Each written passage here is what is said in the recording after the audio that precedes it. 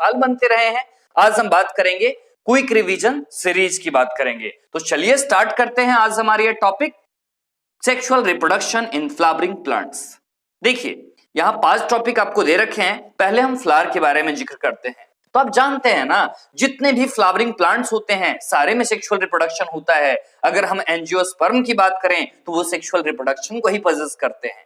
इसके बाद जो सबसे इंपॉर्टेंट प्लांट की बात की जाती है मॉर्फोलॉजी, इसको पढ़ाते वक्त फ्लावरिंग प्लांट्स को, दैट इज कैप्सिला।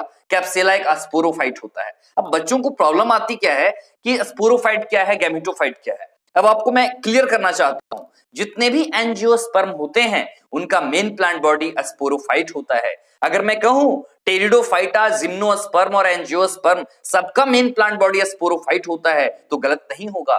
जितने भी स्ट्रक्चर्स होते हैं लगभग सारे डिप्लॉयड होते हैं, अगर स्पोर्स, गैमेट्स और इंडोस्पर्म को छोड़ दें एंजियोस्पर्म के केस में। तो आप समझ चुके होंगे जो मैं कहना चाह रहा हूं। क्वेश्चंस यहीं से बनते हैं। गैमेटोफाइट कौन है, स्पोरोफाइट कौन है, प्लांट डायवर्सिटी में आप अच्छी तरीके से पढ़ चुके हैं।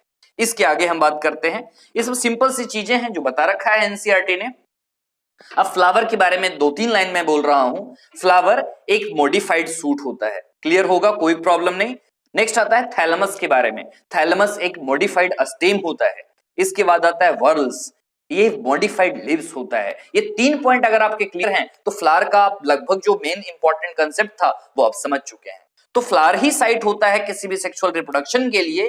फ्लावर एक मॉर्फोलॉजिकल और एम्ब्रियोलॉजिकल मार्वल है। कुछ लिटरेचर की लाइनें यहां पर दे रखी थी। जो मॉर्फोलॉजिकल और एम्ब्रियोलॉजिकल मार्बल्स हैं, सेक्सुअल रिप्रोडक्शन का साइट है, हम जानते ही हैं। इसके बाद एक फ्लोरिकल्चर दे रखा है। फ्लोरिकल्चर तो हम जानते ही हैं, कोई भी कल्टीवेशन, ब्रीडिंग या मार्केटिंग फ्लावर का करना, उसके साइंस के स्टडी को हम बोलते हैं फ्लोरिकल्चर। सिंपल सी चीजें हैं यहाँ पे। इसके बाद हम बारी आती है pre fertilization, structure and events की बात आती है। तो इसमें जनरली जो सिंपल सी बातें हैं, जैसे हम जानते हैं जो एंड्रोइशियम होता है उसके स्टेमन यूनिट है, मेल रिप्रोडक्टिव ऑर्गन होता है, और गायनोइशियम जो होता है वो फीमेल रिप्रोडक्टिव यूनिट उसका होता है। तो ये सब सिंपल सी बातें हैं। तो चलिए अब जो टेक्निकल पार्ट स्टार्ट हो रहा है हमारे एनसीईआरटी का, वो बात करेंगे हम स्टेमन, माइक्रोस्पोरेंजियम और पॉलन ग्रेन के बारे में। ये कोई भी टिपिकल, एनसीईआरटी में जो भी वर्ड लिखी हुई है टिपिकल, तो टिपिकल का मतलब समझेंगे जो कॉमन चीजें होती हैं वो यहाँ पर बता रखा है। तो चलिए स्टार्ट करते हैं हमारा स्टेमन के बारे में जो पॉइंट है। सबसे पहले चीज, कोई भी टिपिकल स्टेमन होता है उसमें 2 चीजें होती हैं, एक तो एंथर होता है और एक फिलामेंट होता है। ये 2 चीजें मिनिमम होनी ही होनी चाहिए। तो मेल रिप्रोडक्टिव ऑर्गन तो एंड्रोइशियम है, ये तो क्लियर है बिल्कुल। अब एक बात आती है, जैसे डायग्राम एंथर और ये जो पाइप है आपका फिलामेंट, ये दिख रहा है जिसको स्टॉक बोला करते हैं। ये बाइलोब्ड स्ट्रक्चर होगा, ये भी क्लियर होगा। डाइथिकस ये स्ट्रक्चर होता है और टेट्रास्पोरेंजिएट का ये कंडीशन है। तो यही चीज आपसे पूछी जाएंगी एग्जाम में। प्रॉक्सिमल एंड किसके साथ अटैच होता है, थैलेमस के साथ, बिल्कुल। और नंबर और लेंथ जो स्टेमन के होते हैं बिल्कुल वेरिएबल चीजें होती हैं। सेल्विया मस्टर्ड वगैरह में बात कर चुके हैं मॉर्फोलॉजी के अंदर, आप वो पार्ट जाकर देख सकते हैं। इसके आगे हम बढ़ें तो हमारा ये इंपॉर्टेंट पॉइंट है, एंथर जो होता है 4 साइडेड होता है, कहें तो टेट्रागोनल स्ट्रक्चर का होता है। इसमें 4 माइक्रोस्पोरेंजिया होते हैं, जो 2 लोब होते हैं वहां पे ये चीजें मौजूद होती हैं, तभी तो इन्हें बोला जाता है बाइलोब्ड। टेट्रागोनल शेप का ये होता है। इसकी बारी आती है फिलामेंट के बारे में। तो सिंपल सा स्टॉक है, वो मैंने आपको बताया, थैलेमस या पेटल के साथ वो अटैच रहेगा। एक लोब में बाइस्पोरेंजिएट का कंडीशन होगा, इतना आप याद रखें, काम चल जाएगा। अब बात आती है माइक्रोस्पोरेंजिया की, जो कि अगर ट्रांसवर्स सेक्शन उसका देखें तो सर्कुलर होता है बिल्कुल।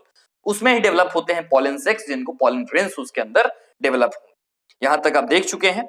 इसके बाद हम एंथर का स्ट्रक्चर देख रहे हैं। कोई भी माइक्रोस्पोरेंजियम है, हम उसका स्ट्रक्चर देख रहे हैं। उसमें 4 लेयर्स मेनली होते हैं। पहला जो लेयर है दैट इज एपिडर्मिस, नेक्स्ट है इंडोथेशियम, फिर मिडिल लेयर और फिर टेपटम। ये 4 लेयर्स इसमें मौजूद होते हैं।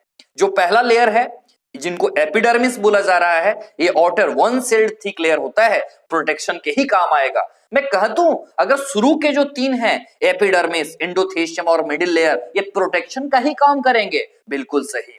इंडोथेशियम का अगर खास फंक्शन देखें तो लॉन्गिट्यूडनल डेहिसेंस करवाने के काम आता है एंथर का, फाइबरस टिश्यूज होते हैं। इसके बाद मिडिल लेयर आती है बारी। मिडिल लेयर का काम है फूड को स्टोर कर रखने का, 1 से 3 सेल्ड की लगभग होती हैं ये।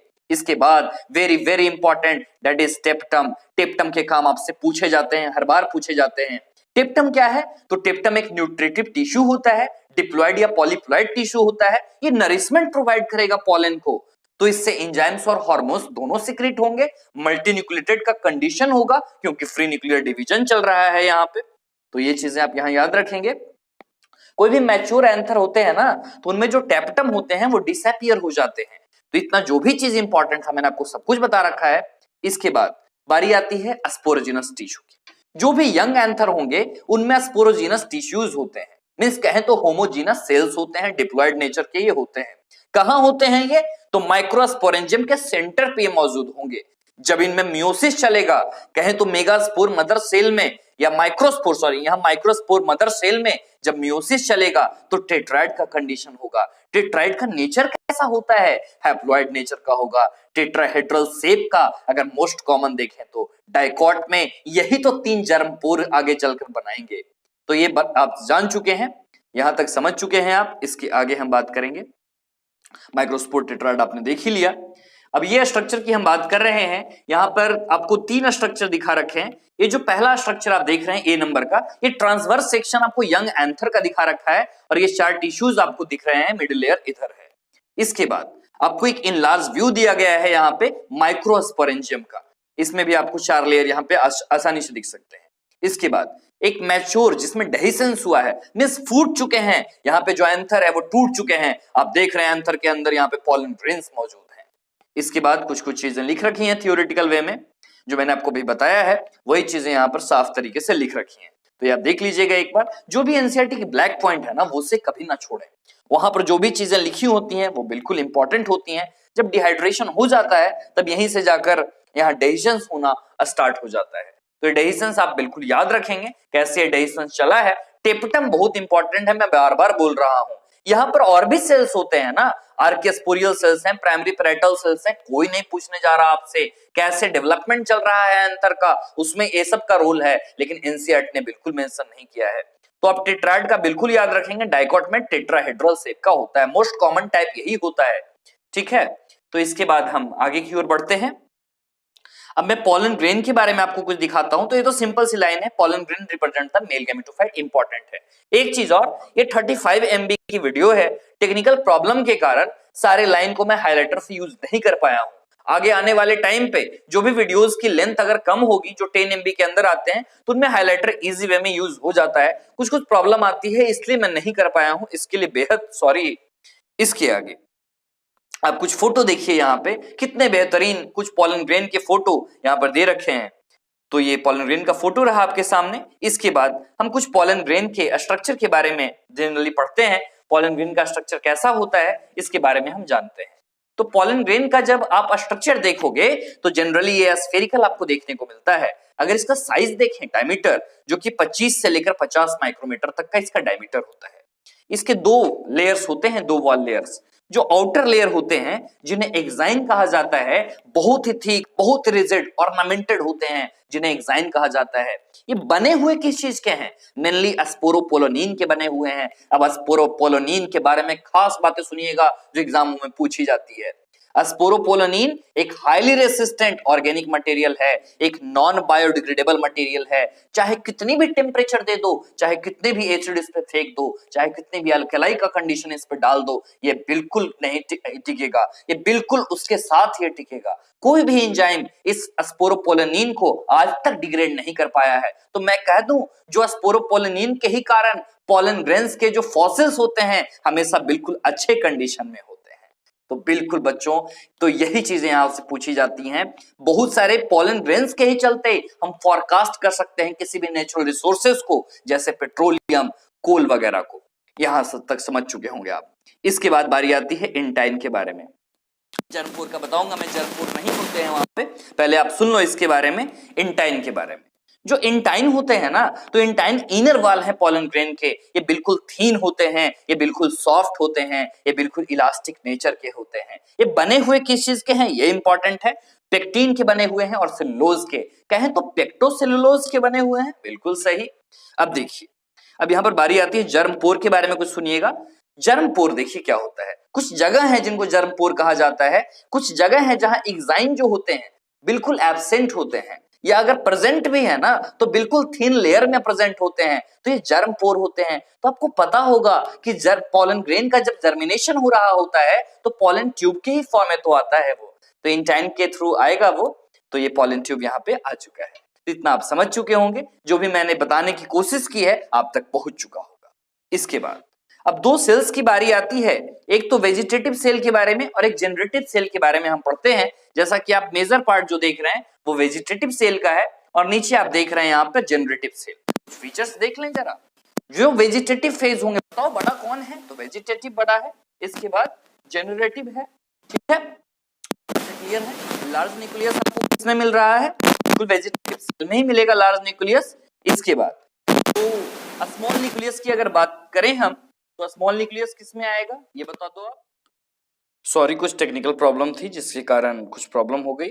हाँ, तो दो तरह के सेल आपको दिख रहे हैं, एक तो वेजिटेटिव सेल दिख रहा है और एक जनरेटिव सेल दिख रहा है।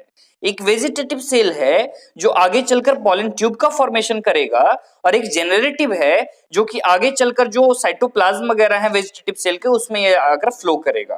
तो आपको सब कुछ मैंने यहाँ पर बता रखा है। अब देखिए, एक केस पूछा जाता है कि जो ज्यादातर केस हैं 60% एंजियोस्पर्म के, तो उसमें कैसा स्टेज मिलेगा, तो उसमें 2 सेल्ड स्टेज देखने को मिलेगा। इसके आगे जो रिमेनिंग होंगी वो 3 सेल्ड स्टेज में, तो शेडिंग में बिल्कुल इसी तरह होती है। 3 सेल्ड स्टेज में एक आपको वेजिटेटिव सेल रहेगा देखने को लगभग मिलता है और एक जो रहेगा वो मैच्योर लगभग मिलेगा सेल्स। तो ये आप समझ चुके हैं, जो मेल गैमेट्स रहेगा 2 लगभग मेल गैमेट्स, तो ये आप समझ चुके हैं। यहाँ तक जनरेटिव सेल से माइटोसिस होगा तो 2 मेल गैमेट्स आकर फॉर्म करेंगे। जो भी बेसिक चीजें थी वो मैंने आपको बता रखा है। अब कुछ फैक्ट हैं पॉलन ग्रेन से रिलेटेड, वो सुनिएगा जरा। जैसे एक पहला चीज, सबसे पहले जो खास बात होती है पॉलन ग्रेन से रिलेटेड, वो क्या होता है कि एलर्जी काउज करता है, जिसको बोलते हैं एरो एलर्जेंस बोलते हैं। तो वो यहाँ पे बता रखा है, कुछ ब्रोंकियल प्रॉब्लम होती है इसके कारण एलर्जी काउज करता है, इसलिए इनको एरो एलर्जेंस बोलते हैं। कुछ लोगों को अस्थमा है, ब्रोंकाइटिस है, तो उसमें भी ये प्रॉब्लम काउज करने का काम करता है। आपने नाम सुना होगा जैसे कैरोट ग्रास, सेनोपोडियम वगैरह जो रहे हैं, तो ये सब एरो एलर्जेंस के तौर पे कहे जाते हैं। तो ये काफी प्रॉब्लम काउज करता है। जैसे एक पार्थेनियम है, कैरोट ग्रास जिसको बोलते हैं, तो बहुत ही यूबिक्वियस अकरेंस है, मींस कहें तो बहुत ज्यादा इसका घातक प्रभाव है, बहुत ज्यादा फैल चुका है ये। तो ये वीट का लगभग होता है जो, तो काफी इनका प्रॉब्लम होता है, एरो एलर्जेंस के तौर पे काम करते हैं। तो ये पूछा गया है एग्जाम में, तो याद रखिएगा। इसके आगे पॉलन ग्रेन की कुछ खास फीचर यहाँ बता रखे हैं। न्यूट्रिएंट्स काफी अच्छा होता है, पॉलन टैबलेट और पॉलन सिरप्स बनाए जाते हैं, फूड करते हैं। पॉलन कंजप्शन भी जो है रेस हॉर्सेस के परफॉर्मेंस के लिए काफी को बढ़ावा दिया जाता है, तो इसके लिए प्रॉब्लम वगैरह होती है, तो वहां जब चेकिंग वगैरह होती है तो इसमें प्रॉब्लम हो जाता है। इसके बाद हम आगे दिख रहे हैं आप यहाँ पॉलन टैबलेट्स कुछ दे रखे हैं, पॉलन प्रोडक्ट्स दे रखे हैं। अब इसके बाद कुछ वायबिलिटी की बात करते हैं कि वायबिलिटी क्या रहा है किसी भी पॉलन ग्रेन का। तो वायबिलिटी चलिए देखते हैं।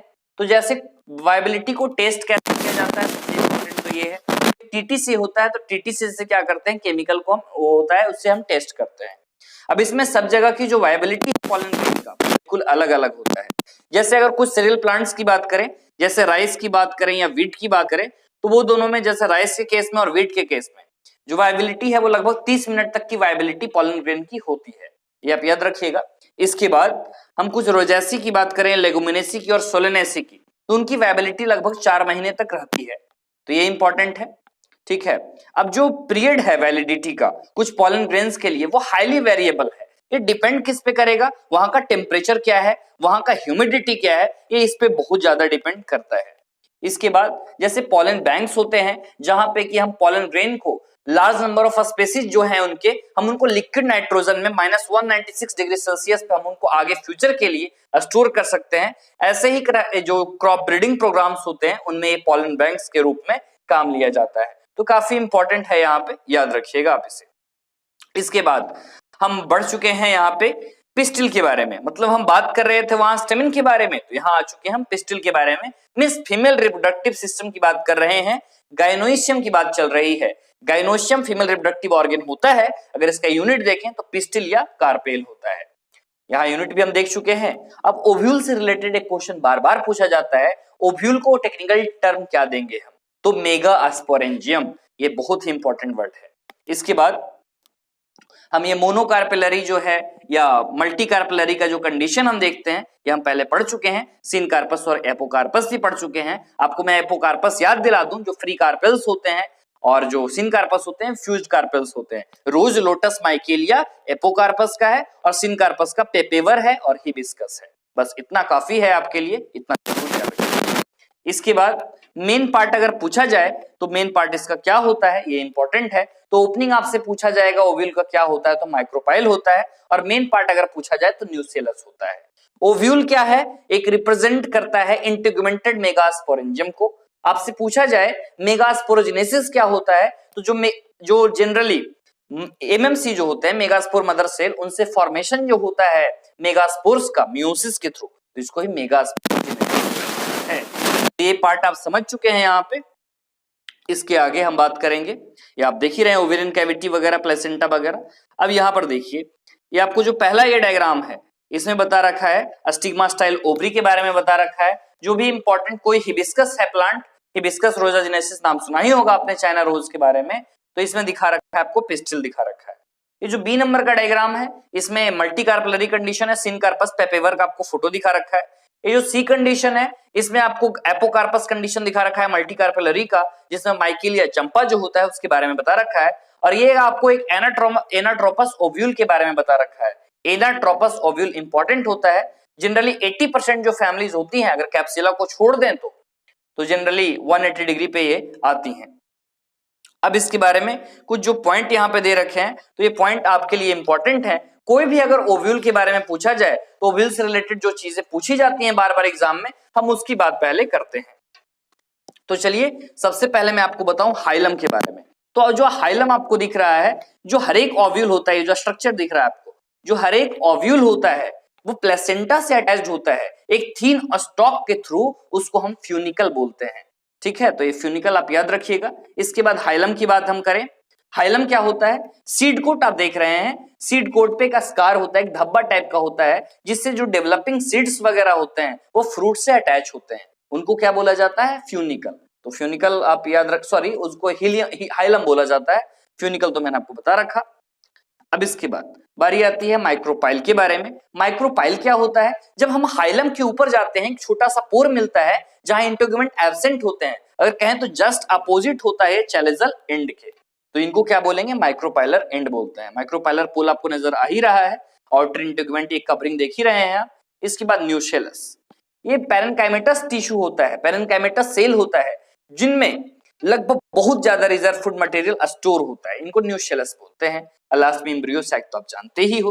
तो जो भी बेसिक बातें यहाँ थ्योरी में लिखी है मैंने आपको बता रखा है, तो काफी इंपॉर्टेंट बात है, जरूर। अगर नंबर ऑफ ओवल्स बेसिस पे अगर एक है, पैदी है, मैंगो वगैरह है, इसमें लगभग एक आता है। इसके बाद सारे अगर हैं तो पपाया वगैरह के केस में अगर देखें तो बहुत सारा आता है, वाटरमेलन, ऑर्किड्स वगैरह के केस। अब इसके आगे हम देखें, और ये प्रॉब्लम हो रहा है आज, तो मेगास्पोरेंजियम के केस में अगर हम देखें, ओव्यूल बोला जाता है, एक टेक्निकल टर्म है जिसको ओव्यूल यहाँ पे नाम दिया जाता है। इसके बाद हम देखें ये पार्ट के आगे तो कुछ टर्म्स हैं जैसे funicle, hilum, integument, micropyle, chalaza, nucellus, इस सब मैंने आपको बता रखा है। अब इसके बाद बारी आती है मेगास्पोरोजेनेसिस के बारे में, ये भी काफी टर्म इंपॉर्टेंट होता है। मेगास्पोरोजेनेसिस क्या होता है, तो नाम से ही पता चल रहा है मेगास्पोरोजेनेसिस मींस मेगास्पोर जो होंगे उनका यहाँ पे फॉर्मेशन होना है। तो किससे होगा, तो एमएमसी से होगा, मेगास्पोर मदर सेल से इनका फॉर्मेशन होता है। न्यूसेलस आप जानते ही हैं, वो प्लेसेंटा से बिल्कुल डेवलप होगा, एक लगभग आउटग्रोथ टाइप का वहां पे स्ट्रक्चर देखने को मिलता है। तो ये यहाँ पे हम बात कर चुके हैं मेगास्पोरोजेनेसिस के बारे में। अब मेगास्पोरोजेनेसिस के बारे में कुछ और भी जो इंपॉर्टेंट चीजें हैं, तो चलिए हम उसके बारे में बात करते हैं। मेगास्पोरोजेनेसिस तो देखिए कैसे होता है, ये मैं आपको बता दूं। सबसे पहले जो न्यूसेलस है, जो कि माइक्रोपाइलर एंड पे होता है, वो डिफरेंशिएट करेगा तो आगे जाकर एमएमसी बनाएगा। एमएमसी में मियोसिस होगा तो 4 मेगास्पोर बनेंगे। उसमें से जो फर्स्ट सेल होता है जिसको फीमेल गैमेटोफाइट बोलते हैं, हैप्लॉइड नेचर का होगा, टेट्राइड होता है 4 मेगास्पोर। उनमें से ज्यादातर फ्लावरिंग प्लांट की बात की जा रही है 3 मेगास्पोर्स जो होंगे वो डिजेनरेट कर जाएंगे बिल्कुल, जो कि माइक्रोपाइलर एंड पे होंगे, और उनमें से एक जो बचेगा वो फंक्शनल होगा, जो कि चैलेजल एंड पे वो मौजूद रहेगा। इसके बाद हम डेवलपमेंट कुछ देखें, एम्ब्रियो सैक का कैसे डेवलपमेंट होता है। तो ये सब देखिए, आप कुछ बातें यहाँ पर बता रखी हैं, जो डायग्राम आप देख सकते हैं वो आप क्रैश कोर्स रिवीजन सीरीज देखें, वहां पे मैंने ये सब आपको बता रखे हैं। ये पार्ट हमारा इंपॉर्टेंट हो जाता है। 7 सेल्ड और 8 न्यूक्लिएट स्टेज का ये कंडीशन है। 7 सेल आपको दिख रहा है यहाँ पे, माइक्रोपाइलर एंड पे दिख रहा है, तो यहाँ पर 3 होते हैं, एक अपरेटस जोड़ दें तो 2 सिनर्जिड्स और एक एग सेल यहाँ पे मौजूद होते हैं। यहाँ पे कितने मिल गए आपको? 3 मिल गए। बीच में जो लार्ज सेंट्रल सेल यहाँ पे मौजूद होता है, उनमें एक होगा, 2 पोलर न्यूक्लियाई उसमें मौजूद होता है, और बाकी चैलेजल एंड पे आपको 3 एंटीपोडल सेल मिलेंगे। तो टोटल आपको 7 सेल्ड और 8 न्यूक्लिएट स्टेज का कंडीशन हो गया। अगर मेजॉरिटी बात करें तो रिडक्शन डिवीजन जो होता है वो मेगास्पोर मदर सेल में ही होता है, और पोलन ग्रेन और एम्ब्रियो सैक हमेशा लगभग नॉन मोटाइल ही होते हैं। तो ये जो भी बातें इंपॉर्टेंट थी वो मैंने आपको बता रखा है, ठीक है। अब फंक्शनल मेगास्पोर जो है ना, तो उनमें 3 माइटोसिस लगभग चलते हैं डिवीजन, तब जाकर एम्ब्रियो सैक का फॉर्मेशन होता है। और 7 सेल्ड 8 न्यूक्लिएट स्टेज तो आप याद ही रखना, इनको polygonal type of embryo sac भी बोला जाता है। ये सब कुछ जो आपको बता रखा है यहाँ पे, सब कुछ मैंने आपको बता दिया है, आप एक बार इसको जरूर पढ़िएगा। तो इसके आगे हम बढ़ते हैं पॉलिनेशन के बारे में। तो पॉलिनेशन, ठीक है, तो पॉलिनेशन तो आप जानते होंगे, पॉलिनेशन एक सिंपल सी चीज होती है, जो भी कोई भी डिफरेंट फ्लावर की कंडीशन में या सेम फ्लावर की कंडीशन में अगर हम देख रहे हैं, तो जो भी पॉलन ग्रेन है उनका अस्टिग्मा पे ट्रांसफर होना सेम या डिफरेंट फ्लावर के सेम ही स्पेसिस पे, इसको पॉलिनेशन बोला जाता है। पॉलिनेशन बहुत ही सिंपल चीज है। तो इसके आगे अगर हम कुछ काइंड्स ऑफ पॉलिनेशन देखें, तो generally pollination on the basis of source of pollen, तो ऑटोगैमी होते हैं, इसके बाद गिटेनोगैमी देखेंगे, जीनोगैमी देखेंगे, जिनको क्रॉस पॉलिनेशन बोला जाता है। सबसे पहले बारी आती है ऑटोगैमी के बारे में। ऑटोगैमी क्या होता है? नाम से ही पता चल रहा है, ऑटोगैमी है, मींस सेल्फ पॉलिनेशन होता होगा, तो इसमें पॉलिनेशन जो होगा सेम फ्लावर के अंदर ही होता है। जैसे एग्जांपल आपसे पूछा जाएगा, वायोला है, ऑक्जेलिस है, कॉमेलिना वगैरह है, तो इसके एग्जांपल है, सेल्फ पॉलिनेशन इनको बोला जाता है, सेम फ्लावर में ये चलते हैं। इसके बाद बारी आती है कैस्मोगैमस और क्लिस्टोगैमस के बारे में, ये भी आपके इंपॉर्टेंट पॉइंट है।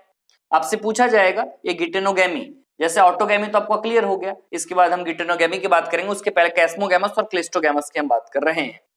कैस्मोगैमस जो होता है, तो इसमें जो फ्लावर्स होंगे बिल्कुल एक्सपोज्ड होते हैं, और वहीं क्लिस्टोगैमी में देखें तो वहीं बिल्कुल क्लोज्ड होते हैं। तो जो क्लिस्टोगैमी होंगे तो बोलते हैं 100% सेल्फ पॉलिनेशन होगा, बाइसेक्सुअल फ्लावर यहाँ होते हैं, कोई पॉलिनेटर्स की जरूरत नहीं पड़ेगी इसमें, यही तो सबसे खास बात होती है इसकी।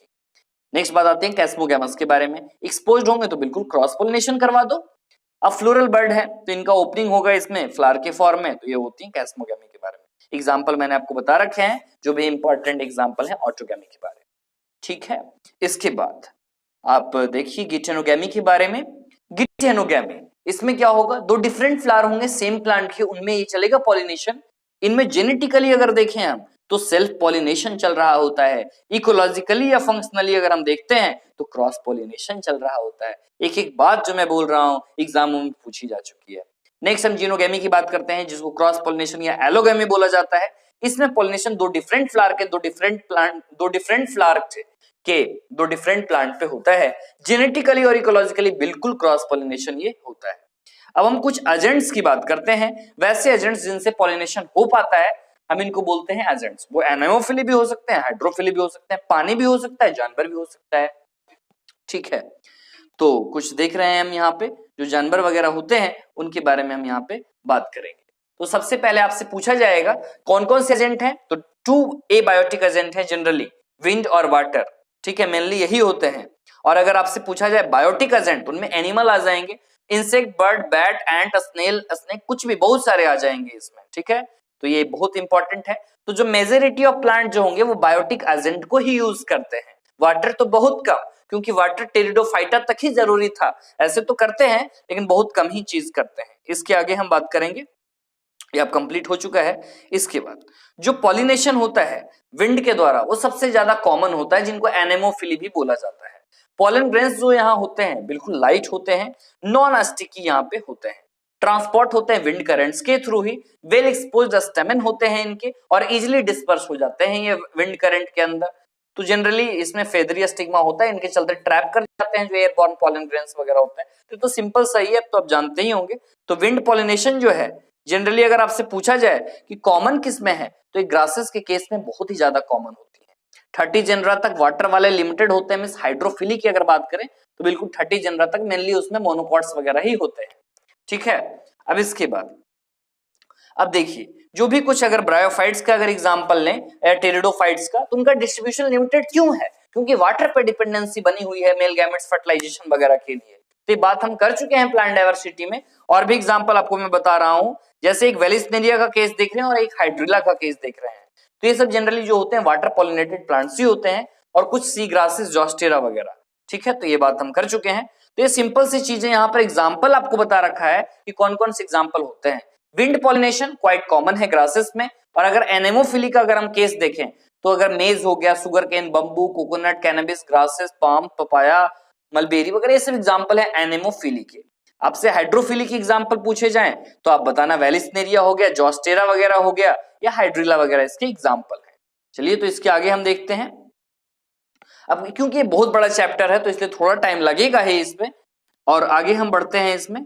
तो कुछ और भी हैं एजेंट जो कि पॉलिनेशन करवाने के काम आते हैं। जैसे कि आप देख रहे हैं यहाँ पे बहुत सारे बायोटिक पॉलिनेटिंग एजेंट हैं। कुछ बायोटिक एजेंट्स हैं, जैसे यहाँ पे कुछ बीज वगैरह हो गई, जो मधुमक्खियां होती हैं वो जनरली डोमिनेंट्स होती हैं, वो बायोटिक पॉलिनेटर एजेंट्स होते हैं। इसके अलावा बहुत सारे lemurs, tree dwelling, gecko lizard, garden lizard वगैरह हैं। इसके आगे हम और भी बात करें तो कुछ इंसेक्ट पॉलिनेटेड होते हैं जिनको इंटेमोफिली बोला जाता है। तो इंसेक्ट है तो बताओ, लार्ज होगा बिल्कुल फ्लावर, कलरफुल होगा, फ्रेग्रेंट होगा, नेक्टर भरे हुए होंगे, स्टिकी जरूर होगा। ठीक है, तो इसमें अवार्ड दिए जाते हैं इंसेक्ट को, नेक्टर हैं, पॉलन ग्रेन्स वगैरह हैं। तो ये सब यूजुअल फ्लोरल अवार्ड्स होते हैं। कुछ होते हैं ना जैसे एमोर्फोफैलस वगैरह, तो कुछ सेफ प्लेस देखते हैं अपने अंडे को देने के लिए। तो ये चीज इंपॉर्टेंट है, याद रखिएगा। यहां तक कि आप देख चुके हैं एमोर्फोफैलस जो होता है वो लगभग 6 फीट का होता है हाइट पे।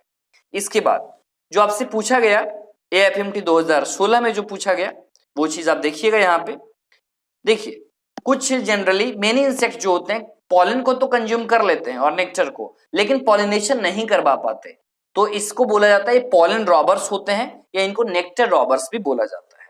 अब इसके आगे हम देखते हैं ऑट ब्रीडिंग डिवाइस। जो सिंपल सा ही पैराग्राफ है पूरा का पूरा, बहुत कॉम्प्लेक्स लगता होगा आपको। मैं एक सिंपल सा बात आपको बता दूं, जो एडेप्टेशन है जनरली ये जो ऑट ब्रीडिंग डिवाइसेस वगैरह होती हैं क्रॉस पॉलिनेशन करवाने के लिए है। तो क्रॉस पॉलिनेशन कब होगा, खुद ही सोचिए। क्रॉस पॉलिनेशन का केस हम कब देखेंगे?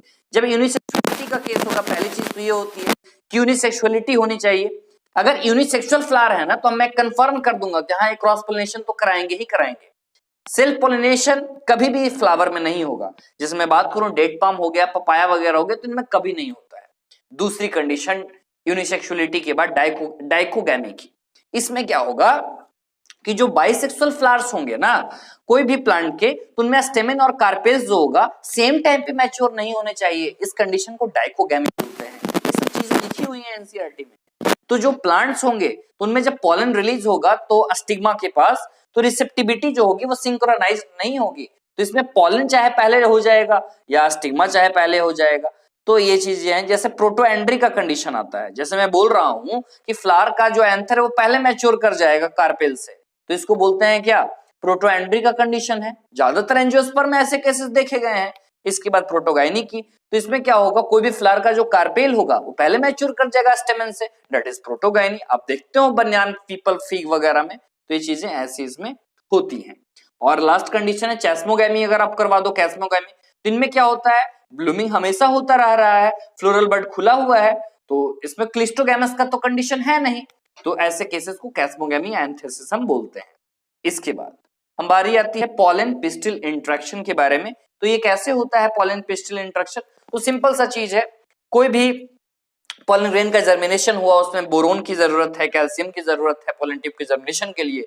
टेम्परेचर जो है लगभग 20-30 डिग्री सेल्सियस चाहिए। इसमें टेम्परेचर काफी खास हो जाता है, तो फर्टिलाइजेशन वगैरह इसमें हो जाएगा। फिर पॉलन ट्यूब का ओवल में एंट्री हो जाता है, जिसको पोरोगैमी बोलते हैं। तो ये सिंपल सी चीजें हैं। यहाँ पे आपको कुछ डायग्राम में दिखा रखा है, ये आपका इंपॉर्टेंट डायग्राम है, जरा गौर कीजिएगा इस पे। इसके बाद जो चीजें हर बार पूछी जाती हैं एग्जाम में, वो एंट्री कहां से हो रही है, यही चीज आपको पूरे पैराग्राफ में लगभग मिलेगी। तो जो पॉलन ट्यूब है तो उसका एंट्री ओव्यूल में हुआ with the help of micropyle, और ओव्यूल जब सिनर्जिड सेल्स में जाते हैं with the help of filiform apparatus. यही गाइड करते हैं पॉलन ट्यूब के एंट्री को। काफी इंपॉर्टेंट है, ये याद रखिएगा यहाँ पे, ठीक है। अब इसके आगे हम आगे बढ़ते हैं। तो यहाँ पर तो इंपॉर्टेंट जो चीजें हैं मैंने आपको बता रखा है। इसके आगे ये फिलीफॉर्म एपेरेटस वगैरह मैंने आपको सब कुछ बता रखा है। अब बारी आती है आर्टिफिशियल हाइब्रिडाइजेशन के बारे में। तो जनरली सुपीरियर वैरायटी के अगर हमें बनाने हैं प्लांट, तो आर्टिफिशियल हाइब्रिडाइजेशन का यहाँ पे यूज किया जाता रहा है। तो ये भी काफी इंपॉर्टेंट है यहाँ पे, तो याद रखिएगा इसको। इमैस्कुलेशन और बैगिंग आप जेनेटिक्स में पढ़ते हैं, तो आर्टिफिशियल हाइब्रिडाइजेशन में ही इनका यूज किया जाता है। अगर कोई भी फीमेल पेरेंट है जो कि यूनिसेक्सुअल फ्लावर को प्रोड्यूस करती है, तो वहां पर इमैस्कुलेशन की जरूरत नहीं पड़ती है, वही यहाँ पे साफ लाइन में लिखा हुआ है, ठीक है। अब इसके बाद बारी आती है डबल फर्टिलाइजेशन के बारे में। तो डबल फर्टिलाइजेशन तो आप बहुत पहले से पढ़ते आ रहे हो। डबल फर्टिलाइजेशन होता क्या है? तो डबल फर्टिलाइजेशन सिंपल सा, जब सब कुछ हो चुका है तो उसके बाद जो लास्ट का जो कंडीशन है, ये डबल फर्टिलाइजेशन के अंदर में आता है। तो डबल फर्टिलाइजेशन सिंपल सा दो चीज है, ट्रिपल फ्यूजन होना और सिंगेमी होना। तो दोनों को मिलाकर हम क्या बोलते हैं? यहाँ पर चल रहा है ट्रिपल फ्यूजन चल रहा है, डबल फर्टिलाइजेशन चल रहा है, दोनों को मिलाकर डबल फर्टिलाइजेशन बोलते हैं। तो ये कैसे होता है? तो सिंपल सी चीजें हैं, जैसे आपको स्ट्रक्चर भी दिखा रखा है यहाँ पे, या आप स्ट्रक्चर देख सकते हैं। इसके बाद जो पोस्ट फर्टिलाइजेशन जो इवेंट्स चलेंगे वो आपके लिए इंपॉर्टेंट है। आपसे पूछा जाएगा इंडोस्पर्मिक कौन कौन होते हैं और नॉन इंडोस्पर्मिक कौन कौन होते हैं। तो जनरली जैसे इंडोस्पर्म का अगर केस आपसे बोला जा रहा है, तो इंडोस्पर्म का केस आप क्या समझते हो? तो कोई भी इंडोस्पर्म जब होगा, इंडोस्पर्मिक का केस होगा, तो उसमें जो न्यूट्रिटिव टिश्यू है, कहें तो एल्बुमिनस बोलते हैं उसको, इंडोस्पर्म में फूड मौजूद होगा अगर इंडोस्पर्मिक है तो। अगर नॉन इंडोस्पर्मिक है तो कॉटिलेडन में फूड होगा, या नॉन एल्बुमिनस बोले। इंडोस्पर्मिक जो है ज्यादातर मोनोकॉट्स के केस रहे हैं, नॉन इंडोस्पर्मिक डाइकॉट्स के एक्सेप्शन है। कैस्टर इंडोस्पर्मिक होते हैं और ऑर्किड नॉन इंडोस्पर्मिक होते हैं। देखिए जो भी इंपॉर्टेंट चीजें मैंने आपको बता रखा है। यहाँ पे चैप्टर थोड़ा ज्यादा लंबा होता जा रहा है, इसलिए थोड़ा इसको जल्दी ही करेंगे। इसके बाद ये आप कुछ एम्ब्रियो के पार्ट यहाँ पर देख सकते हैं। तो यहाँ पर ग्लोबुलर शेप का, हार्ट शेप का मैच्योर एम्ब्रियो वगैरह यहाँ होता है मौजूद। अच्छा एक चीज और बच्चों बोलते हैं कि इसको डिटेल में नहीं बता रहा हूं मैं, क्योंकि डिटेल का ये है ही नहीं। एनसीईआरटी को बिल्कुल क्विक वे में मैं आपको बताने की कोशिश कर रहा हूं। तो यहाँ पर प्लूमुल होता है, रेडिकल होता है, एपिकुटाइल, हाइपोकुटाइल, ये सब तो आप जानते ही हो, डायग्राम से देखोगे। तो ये चीजें कर चुके हैं। उसके बाद पोलराइजा होता है, तो आप जानते ही हो, यहाँ रेडिकल और यहाँ पे आपका हो जाएगा प्लूमुल वगैरह का केस यहाँ पे देगा। इसके बाद हमारी आती है सीड के बारे में। सीड हम देख चुके हैं, नॉन एल्बुमिनस और एक्स एल्बुमिनस के बारे में। अब बारी आती है पेरिस्पर्म के बारे में। पेरिस्पर्म क्या होते हैं? परसिस्टेंट न्यूसेलस होते हैं। जो मेन पार्ट होता है व्हील का न्यूसेलस, वही होता है। कहें तो रेमिनेंट ऑफ न्यूसेलस, एग्जांपल रहे हैं ब्लैक पेपर और बीट, काफी इंपॉर्टेंट है। और कैस्टर वगैरह भी होते हैं, ये याद रखिएगा। इसके बाद बारी आती है डोरमेंसी के बारे में। तो यहाँ पे देखिए कुछ पार्ट जो इंपॉर्टेंट है वो मैं आपको बता दूं। जो डोरमेंसी होता है, डोरमेंसी का केस, कुछ फैक्टर्स हैं जो सीड जर्मिनेशन को अफेक्ट करते हैं, जैसे वाटर, ऑक्सीजन, टेम्परेचर, लाइट। तो देखिए कोई भी सीड मैच्योर कर रहा है तो लगभग 10 से 15% जो मास होता है रिलेटिवली ड्राई होता है डोरमेंसी के कंडीशन। अब ये पेरिकार्प वगैरह आप पहले चैप्टर में पढ़ चुके हैं। इसके बाद फॉल्स फ्रूट है, ट्रू फ्रूट, इसके एग्जाम्पल काफी इंपॉर्टेंट है, यही चीज एग्जाम में पूछी जाती है, ये भी आप देख चुके हैं। इसके बाद कुछ स्ट्रक्चर दिखा रखे हैं, कुछ सीड्स हैं उनके स्ट्रक्चर हैं नीचे में दिखा रखे हैं। जो एप्पल और स्ट्रॉबेरी के जो फॉल्स फ्रूट हैं उन पार्थेनोकार्पिक फ्रूट के एग्जाम्पल बनाना काफी इंपॉर्टेंट है, एग्जाम्पल पूछा जाता रहा है। तो ये आप देखिएगा, एग्जाम्पल पे गौर कीजिएगा। इसके आगे तो सीड वायबिलिटी के तौर पे चर्चा की जाती है कि कौन सा सीड है कितने दिन तक प्रेजेंट पे रहेगा। तो ये काफी इंपॉर्टेंट है सीड वायबिलिटी का केस। तो सीड वायबिलिटी अगर जनरली हम अगर केस देखें तो 10,000 डोरमेंसी रहती है, 10,000 साल। जैसे ल्यूपाइन की अगर हम बात करें तो लगभग 10,000 साल इनकी रहती है। डेट पाम की वहीं बात करें तो लगभग 2,000 साल रहते हैं। वहीं फिनिक्स डेक्टिलेफेरा बोलते हैं इसको। कुछ नंबर्स अगर हम बात करें ऑर्किड फ्रूट वगैरह की तो 1000 टीनी सीड्स वगैरह होते हैं। और बैंकस्ट्रिया पैरासिटिक स्पीसीज जिनमें बहुत सारे सीड्स यहाँ पे मौजूद होते हैं। लास्ट हमारा टॉपिक है एपोमिक्सिस के बारे में और पॉली एम्ब्रियोनी के बारे में। इसके बाद हमारा ये चैप्टर खत्म हो जाता है। तो आप समझे दोनों को अच्छे से, क्या होता है ये दोनों में क्या डिफरेंसेस होते हैं एपोमिक्सिस में और पॉली एम्ब्रियोनी में। सबसे पहले बात करेंगे एपोमिक्सिस के बारे में। Apomixis without mixes means mixing, तो बिना फर्टिलाइजेशन के ही किसी चीज का फॉर्मेशन हो जा रहा है, बिना मिक्सिंग के ही, तो इसको हम बोलते हैं एपोमिक्सिस बोलते हैं। एपोमिक्सिस जनरली वेजिटेटिव रिप्रोडक्शन का बहुत अच्छा एग्जांपल है। जनरली जो हाइब्रिड सीड इंडस्ट्री है तो आज इनका ही यूज कर रहे हैं, एपोमिक्सिस का ही यूज काफी अच्छा इनका हो रहा है। तो इसके बारे में और भी जो बातें हैं वो हम समझें। एग्जाम्पल आपसे पूछा जाएगा तो एस्टेरेसी है एग्जाम्पल, और इसका एग्जाम्पल ग्रासेस वगैरह इसके काफी अच्छे एग्जाम्पल रहे। तो एपोमिक्सिस आपको समझ में आ गया, बिना फर्टिलाइजेशन के ही होगा। ये तो फॉर्म जनरली एसेक्सुअल रिप्रोडक्शन का ही ये फॉर्म जनरली होता है, और ये मिमिक करता है सेक्सुअल रिप्रोडक्शन को। और भी कुछ अगर एग्जाम्पल देखें, एडवेंटेटिव एम्ब्रियोनी जिनको बोला जाता है, तो इनके एग्जाम्पल रहे हैं सिट्रस और मैंगो, दोनों काफी इंपॉर्टेंट है, न्यूशेलस से ही डिराइव्ड होते हैं। इसके बाद पॉलीएम्ब्रियोनी को किस नाम से पता चल रहा है, एक एम्ब्रियो में, एक सीड में लगभग एक एम्ब्रियो से ज्यादा होना, इनको पॉलीएम्ब्रियोनी बोलते हैं। लिवेनहुक ने सबसे पहली बार डिस्कवरी की थी ऑरेंज सीड्स में, कॉमनली आपको जिम्नोस्पर्म में, ऑरेंज में, लेमन में, निकोटियाना वगैरह में देखने को मिलता है। तो ये बातें थी पॉलीएम्ब्रियोनी के बारे में। तो इसे बता रखा है फार्मर्स इसका यूज करते हैं। तो यहाँ पर ये हमारा क्विक रिवीजन सीरीज जो ये चैप्टर था ये हमारा यहाँ पर खत्म हुआ। तो बहुत बहुत शुक्रिया हमारे वीडियोस को लास्ट देखने के लिए। Thank you for watching this video. Have a nice day.